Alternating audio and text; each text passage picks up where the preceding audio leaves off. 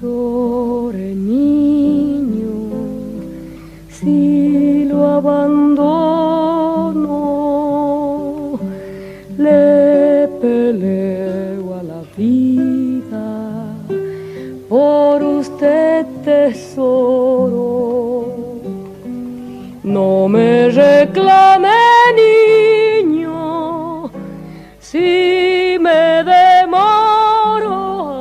Ay, qué camino tan desparejo, la angustia cerca y mi niño lejos. Ay, qué camino tan desparejo. Hay voces que cantan canciones y hay voces que terminan cantando la historia de un pueblo. Hoy vamos a hablar de Mercedes Sosa, la negra Sosa, la voz que llevó el folclore argentino a todo el mundo, que cantó el amor, la tierra, la injusticia, el exilio y la esperanza. Una columna para recorrer su vida, para recorrer su música y una pregunta enorme: ¿cómo un artista puede convertirse sin dejar de cantar en parte de la memoria emocional de un país? Con un fuerte aplauso recibimos en este estudio a Martín Rodríguez. Querido Martín, ¿cómo estás? ¿Cómo va? ¿Cómo fue preparar esta columna de Mercedes Sosa, che? Fue lindo, esto es difícil, ¿no? Interrumpir esta bola de... Sí, la verdad que sí. Esa voz cascada que uno tiene y ponerlo, interrumpirlo. Quería crear el clima, ¿no? Como bajar así un poco la luz. Al sol lo echaron, ¿no? Digamos, definitivamente. Renunció. Tiene un contrato en el INTA y lo... Sí. No sé hace cuánto que no hay sol. No sé Gnocchi. Mercedes debe ser como para todos, ¿no?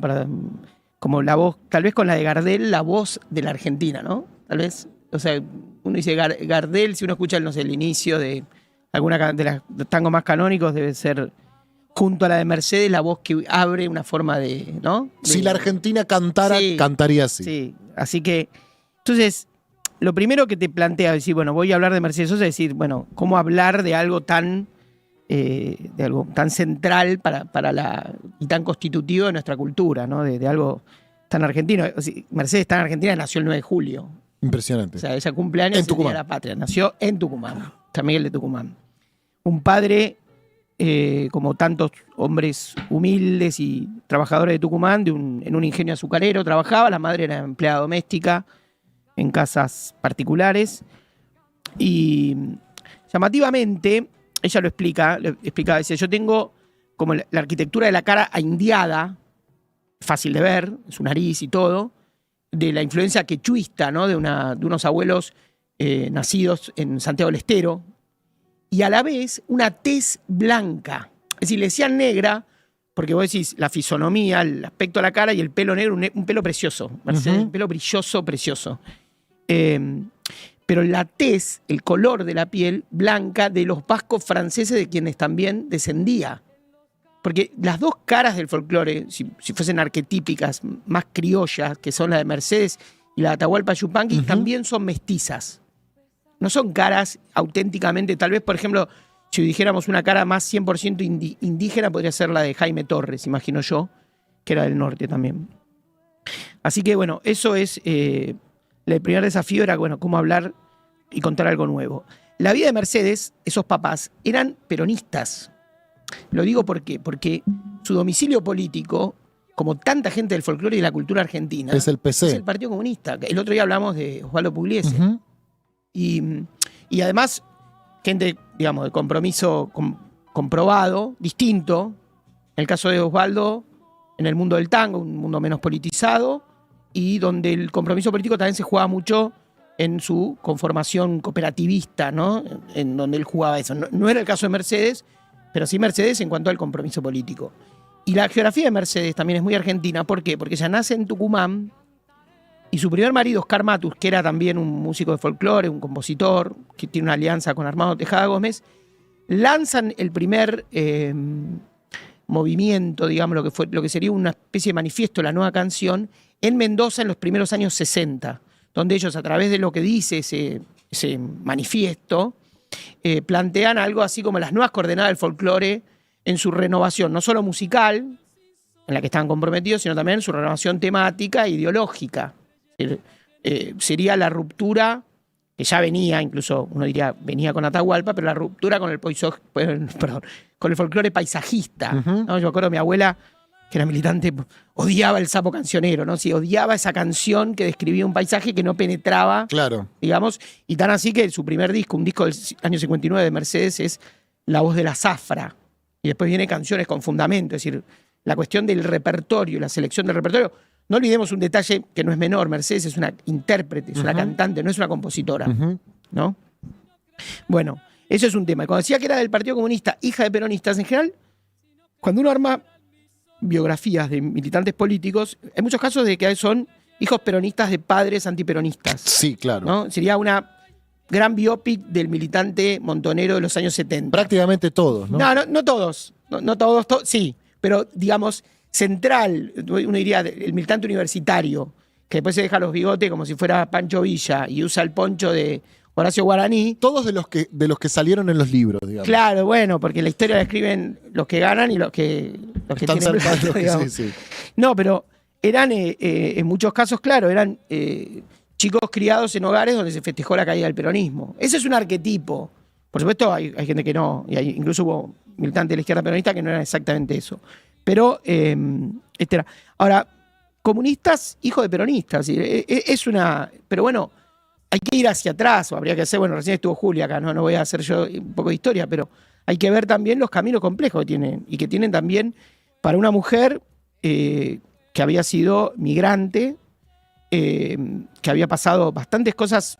Digo, ella fue mamá muy joven, de Fabián Matus, lamentablemente murió hace no muchos años, y que había tenido el peregrinaje de los provincianos, ¿no? Uno diría algo parecido a la vida de Palito Ortega, ¿no? Llegar de la provincia, llegar a la ciudad, ir a los pensionados, que te echen del pensionado. A Mercedes Sosa le echaron de un pensionado en la ciudad de Buenos Aires por estar con su hijo, ¿no? Lo cual la obligó a volver a Tucumán. Pero me vuelvo al principio. Mercedes irrumpe en dos escenas. La primera es la publicación del manifiesto de la nueva canción. Ella había hecho algunos discos. Y la segunda es un episodio que ahora nos lo va a contar un periodista maravilloso, un tipo que sabe mucho, que se llama Gabriel Plaza, que ha escrito grandes notas y que tiene una entrevista del año 97 con Mercedes Sosa. Un pibe joven, pero ya de potrillo la entrevistó. Una entrevista que hizo él. Pero él cuenta cómo fue la irrupción de Mercedes en la gran escena nacional. Y fue a partir de la mano que le dio otro cantante extraordinario, que es Jorge Cafrune, el turco, que la hace entrar un poco por la ventana a Cosquín. Sí, el escenario Cosquín es un escenario muy exigente en términos artísticos, pero también un filtro ideológico. Mercedes era una mujer muy comprometida. También lo era el turco, que era peronista.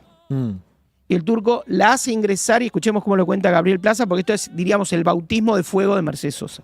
Mercedes ya era conocida en el ámbito de la música argentina, de cierta intelectualidad, de escritores, pintores que conocían su trabajo a partir de lo que había generado el nuevo movimiento del nuevo cancionero en Mendoza en el año 1963.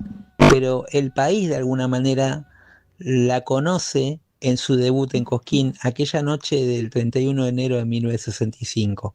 Pero para que Mercedes finalmente cante aquella mítica noche que significó su debut y su reconocimiento popular, hubo una reunión secreta donde el ala más joven de la Comisión de Folclore le pidió a Cafrune que le diera un espacio, que fuera él quien le diera ese espaldarazo para que pudiera subir al escenario, porque estaba también una parte de la Comisión de Folclore que era más conservadora y que no quería que Mercedes estuviera cantando ahí porque estaba vinculada al PC, al Partido Comunista Argentina. Me mata la reunión secreta. Sí, no, sí. También la historia del PC, hago un pequeño paréntesis, que es que en general uno dice, el PC está condenado a muerte por haber sido el partido de algún modo colaborador, ¿no? Mi amigo Aldo Dutsevich, ¿no? Lo tiene entre ceja y ceja. Le mandamos un abrazo. Y le mandamos un abrazo. Pero también el Partido Comunista forma parte de la complejidad argentina. Es un partido que, cuando la irrupción del peronismo lo convierte en un centro cultural, ¿no? Es decir, un partido que quiere conquistar a la clase media ilustrada y cultural argentina.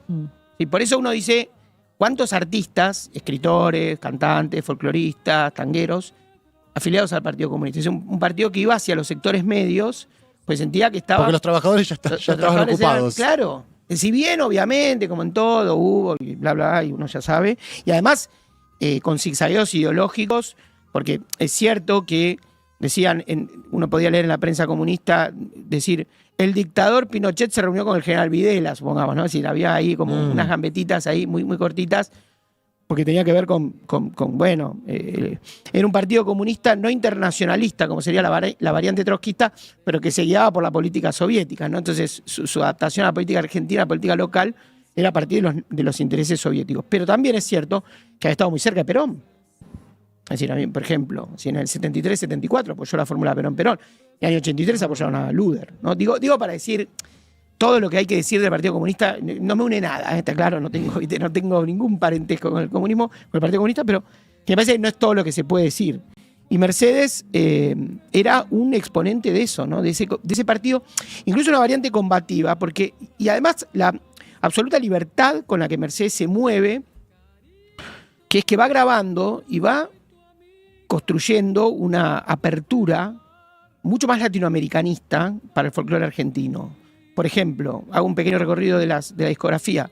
Mercedes graba, bueno, discos importantísimos de ella, ¿no? Graba en el 69 con Ariel Ramírez, pianista, y con Félix Luna, el gran historiador o el gran divulgador, un disco Mujeres Argentinas.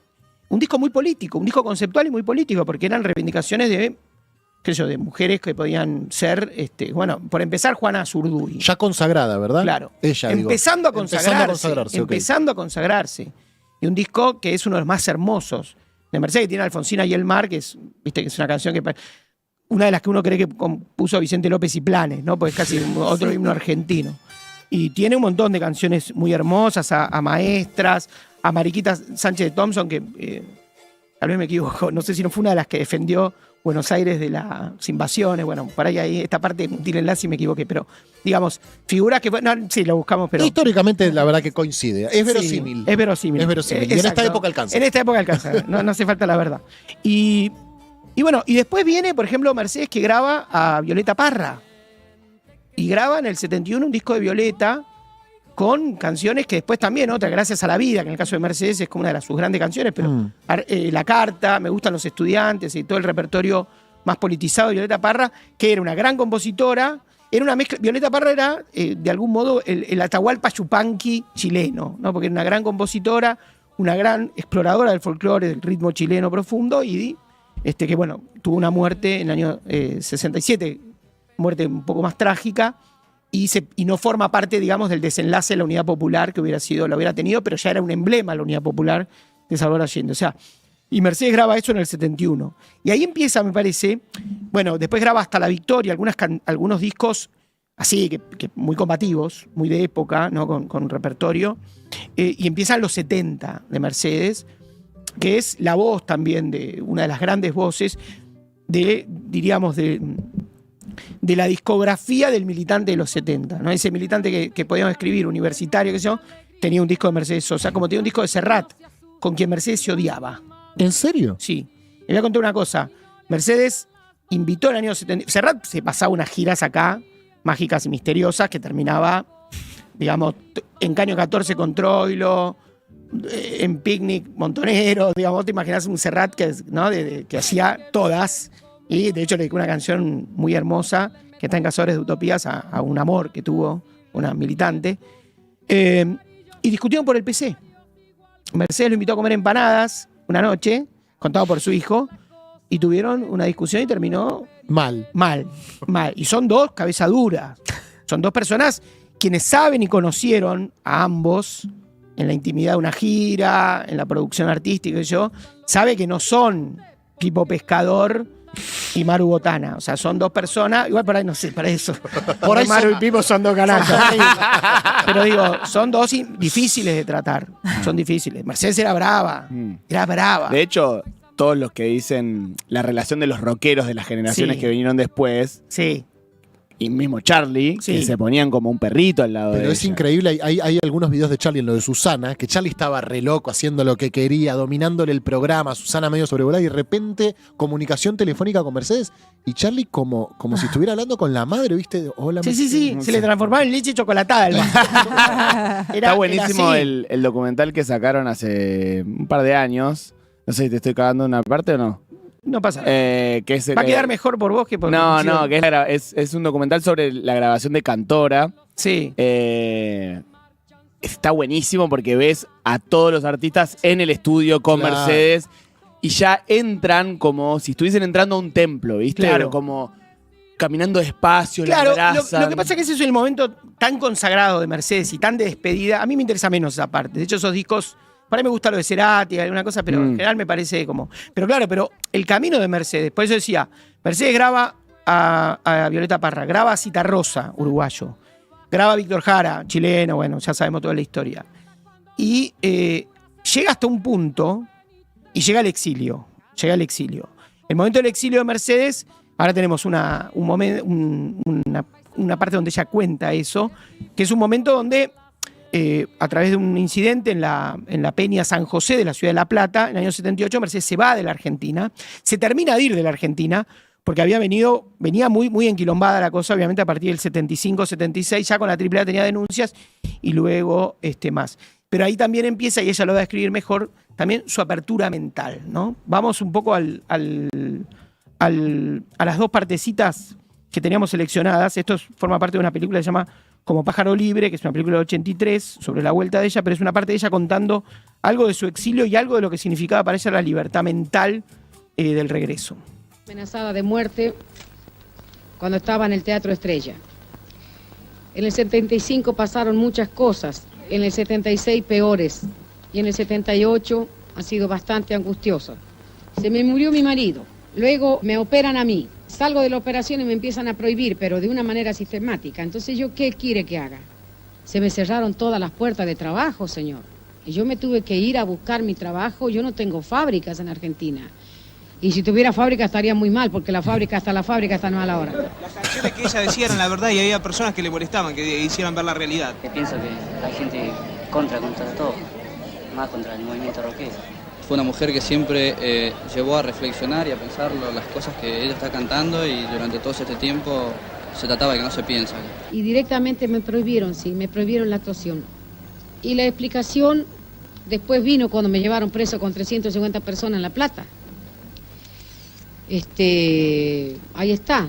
Canté Cuando tenga la tierra y nos llevaron preso a todos. Hoy vengo después de 10 años de no poder verla.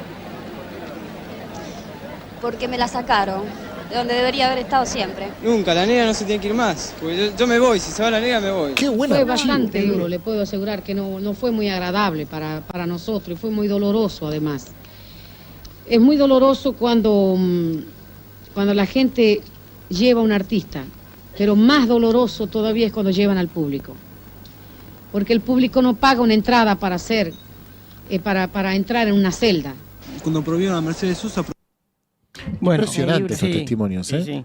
Eso es, o sea, ella vuelve, es decir, se exilia en el 78, se termina de ir, pasa mucho tiempo afuera. Mercedes ya tenía mucha consagración internacional, o sea, se va a España, reside en España, pero gira. Toca en Portugal, toca en París, en Francia, toca en España, va a Canadá, toca en Alemania, o sea, es una... Claro, un artista internacional. Un artista internacional. Diría, elemento por el cual también Charlie la respeta tanto, ¿no? Digamos. Y sí se produce el primer retorno casi definitivo en febrero del 82. Sí, la dictadura estaba medio ya en retirada, pero pensemos que es previo a la marcha del 30 de marzo y obviamente previo a la guerra de Malvinas, ¿no? Pero ya había un clima y quien la trae, que es quien produce esta película también, un tiempito después, es Daniel Greenbank, que era productor. Pensá que era el productor de Serú Girán. Entre paréntesis, yo muchas cosas saqué en el capítulo autobiográfico. Daniel Greenbank publicó una especie de autobiografía bastante cruda, ¿no? Sí, donde habla de tomar falopa, de que, de cosas de los negocios, de la gira con Serú Girán. No es que era la noche más oscura y parece la voz de Sábato contándote lo que pasó en la dictadura, Sí, ¿no? sí. Era un tipo diciendo, íbamos un cabarulo con Oscar Moro, o sea, una cosa un poco más rockera, lo cual me parece que lo hace mucho más interesante al libro. Cierro ese paréntesis. Pero ese retorno de Mercedes consigue en el Teatro Ópera y son 13 conciertos seguidos en febrero del 82 que va llenando uno a uno. Tremendo. Dato de Mercedes que yo vi en una entrevista que es verosímil y no la encontré en el archivo. Mercedes decía, yo nunca llegué al pueblo. No, es casi diríamos la voz de la conciencia del Partido Comunista. Así. Siempre pude llegar a un público de capas medias, militante político, ilustrado, pero nunca llegué Mirá. tan a fondo a un lugar al que por ahí llegó Horacio Guaraní, el chaqueño palavecino, es decir, otros, o los chalchaleros, es decir, otros folcloristas que tenían a lo mejor un carácter más incluso Cafrune, más popular y más arraigado en ciertos sectores, ¿no? Es decir, lo de Mercedes quedó, es verdad, quedó más perimetrado y además se iba de gira. Y bueno, tenemos dos momentos más. Uno es efectivamente Daniel Greenbank y tenemos para el momento donde ella cuenta esto que decía Marcos, que es su acercamiento al rock, cómo empieza y sobre todo a la figura de Charly García, ¿no? En el año 81 me fui a ver El Submarino Amarillo, por ejemplo, en España, y me admiré y me dio vergüenza de mí misma, por haber tenido el prejuicio de no haber ido a verla cuando se estrenó. De la misma manera, yo no había escuchado nunca a Charly García, nunca había escuchado a León Gieco, nunca había escuchado de Tarraguito Ross, no porque soy amiga. Nunca había escuchado a Nito Mestre, por ejemplo. Indudablemente a ellos también les debe haber pasado lo mismo con nosotros. Es decir, el ser humano está lleno de preconceptos, lleno de prejuicios, y la falta de libertad no tan solo se siente en la libertad colectiva, sino en la libertad mental de cada persona.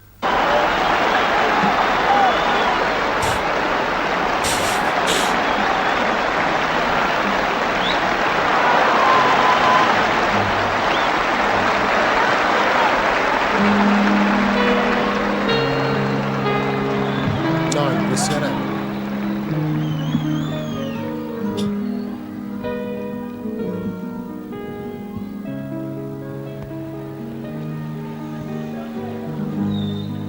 Tendré los ojos muy lejos y un cigarrillo en la boca, el pecho dentro de un hueco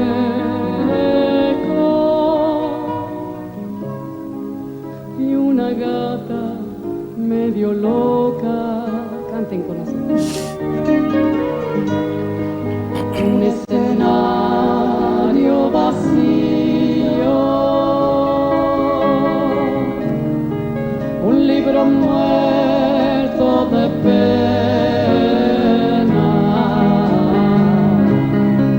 un dibujo destruido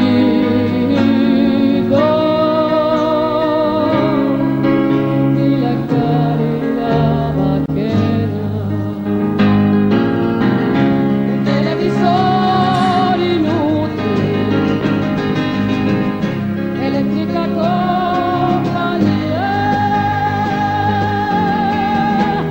la radio a todo volumen y una prisión que no es mía.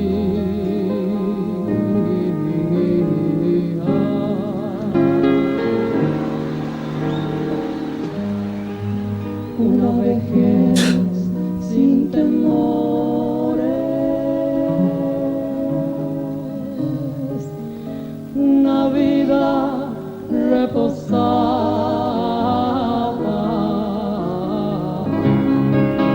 ganas muy agitadas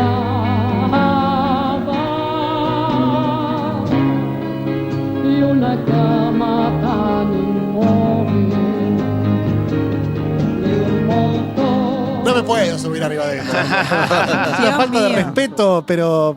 Sí, cuerpo a tierra y nos vamos, ¿no? Sí, la verdad. Ahora, vos te diste cuenta que Charly García componía canciones a los 20 que se componen sobre el final. Y Creo que era compuso incluso- canciones sobre el final que se componen a los 20. Terrible. Creo que era incluso más joven cuando compuso Sí. esta canción. Qué feliz que se lo ve, ¿eh? Sí, A los dos. Qué hermoso, Sí. boludo. sí. Una verdad media, pues dice, Mercedes dice, la primera vez que escuché a Charly, Charly era chico y fue en la casa de la madre. Como... Sí, porque Mercedes era una de las las eventuales invitadas a la madre, ¿se acuerdan que lo hablamos acá? Que Sí, era productora sí. de televisión, de un programa de folclore, un programa de tango. Entonces, que fue, de hecho, Pero fue... no lo registró, digamos. No, lo registró para chiquito y seguramente era vení, nene, toca el piano, ¿no? Digamos, y les tocaba el piano a los invitados. Y que fue ahí donde Eduardo Falú, un folclorista estupendo, le detectó que Charly tenía oído absoluto. Sí. Porque Charly dijo, está desafinada una. El tipo lo miró como diciendo, La concha de tu madre. ¿y este boludo. Frankenstein de dónde salió? Bueno, así fue un poco lo que era la vuelta.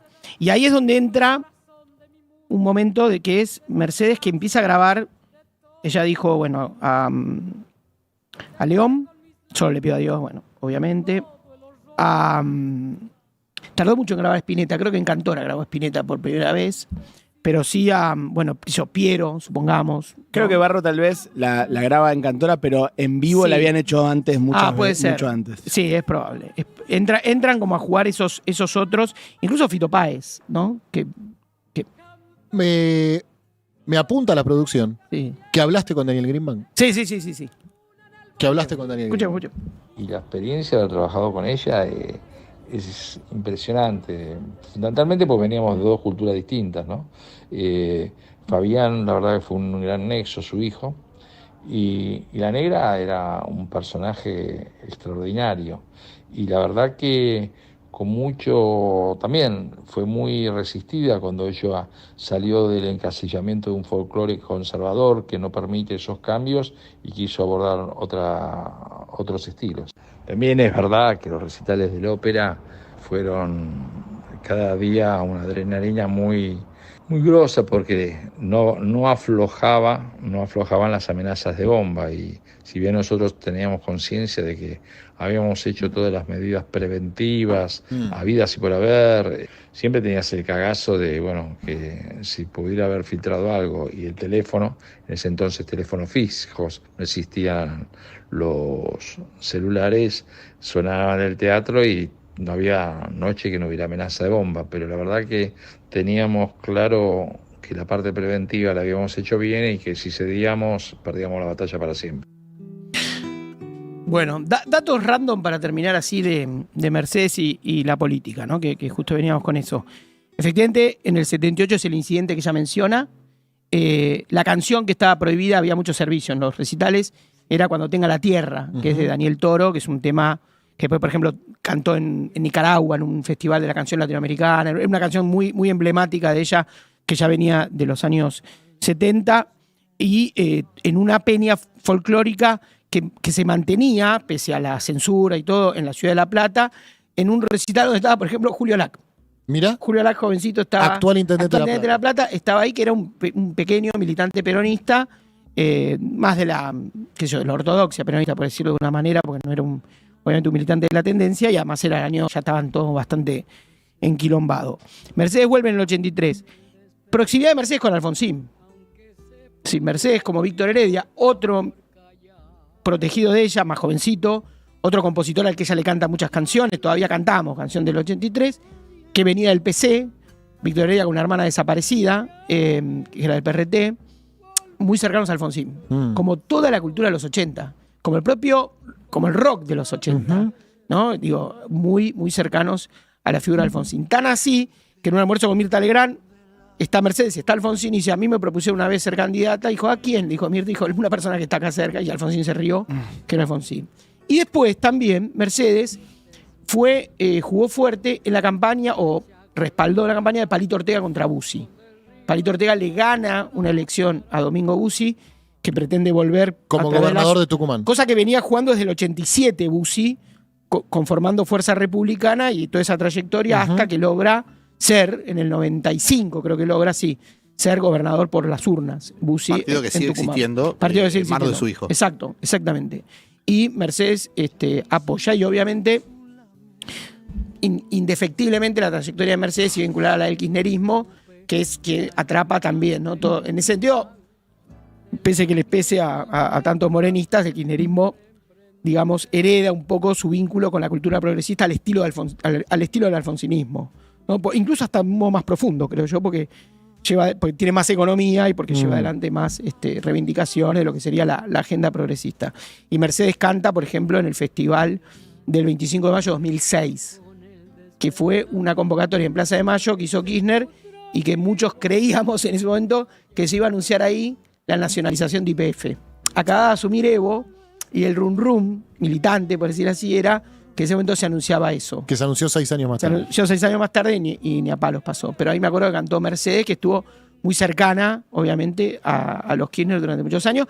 Pero, por ejemplo, Mercedes, que tenía una fundación, tiene fotos, aunque no sé si un respaldo, a Macri, intendente. Esto lo digo con amor, porque me encantan las contradicciones. Lo digo para no le saco la ficha, no es que le vigilanteo la ficha técnica. Martín, te conocemos. Okay. No digo porque, ¿viste? No falta el boludo que dice, le vas a medir, no le mido el aceite a nadie.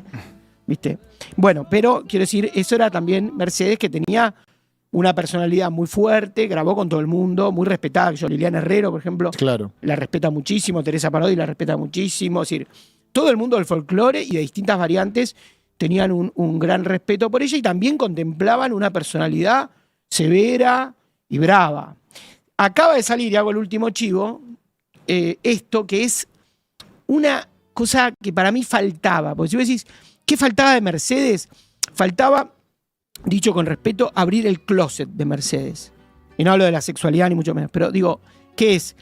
Araceli, la nieta de Mercedes Sosa, da con unas cartas de un tal Hugo, una suerte de amigo íntimo de Mercedes Sosa, con quien se carteó desde el año 78 hasta el año 93. Pero el grueso de las cartas son cartas de Mercedes y él desde el exilio.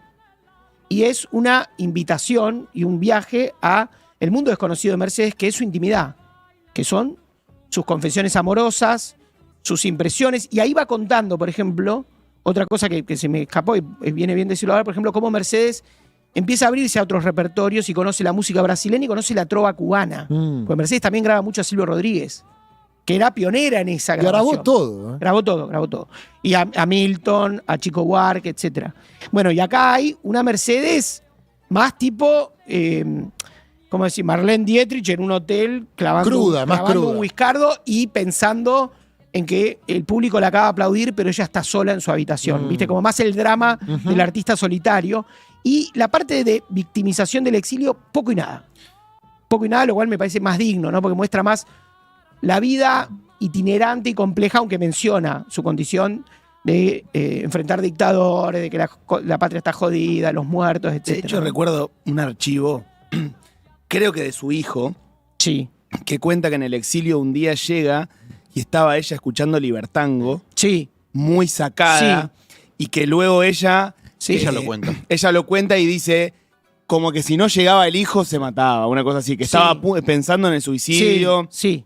No, Muy que el hijo le dice cruzada. por teléfono que saque el disco y dice, si no me hubiese dicho eso, yo me hubiese tirado del balcón. Sí, algo así, me acuerdo. Sí, me acuerdo que era Libertango la... Bueno, en estas cartas ella plantea esa situación sentimental. Ella dice en el 78 murió su segundo marido, que es Pocho, que fue un poco el hombre de su vida, que no era el papá del hijo, Fabián Matus. El papá del hijo fue Oscar Matus, con quien ella tuvo su primera nupcia y con quien ella había tenido su primera sociedad artística, pero está muy plagada de esto.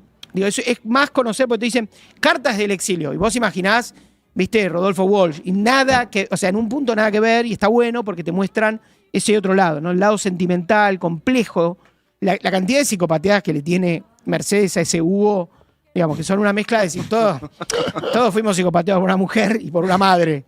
Bueno, las dos cosas, ¿viste? O sea, te digo que es un viaje y conocer, y además su drama. Y después vos lo ves, por ejemplo, dice, ella cantando, no sé, para la televisión suiza, en 1980, dice, no, el dolor de mi tierra, y la ves así y parece la Pachamama y el grito de la tierra. Y detrás de eso hay unas historias de amor, unos cruces, un tipo que conoce en Lisboa, que viaja con ella a Londres, y entonces le cuenta al amigo. Y a la vez un poco desconcertante el vínculo con ese amigo, con ese tal Hugo, que parece también arrastrar una especie de historia de amor. Así que completa esto porque creo que esa parte menos dramática, menos artística y política y más personal de Mercedes estaba un poco afuera, y este libro que salió ahora recién, que se llama Pájaro Azul, Carta del Exilio, completa un poco el personaje. Martín, impresionante la columna de hoy. Buenísimo. Impresionante. Hemos hecho un recorrido fantástico. Así Bueno, que yo como te agradezco un recibimos, montón. te vamos a aplaudir Aplauso. también para despedirte, porque la hemos pasado bárbaro.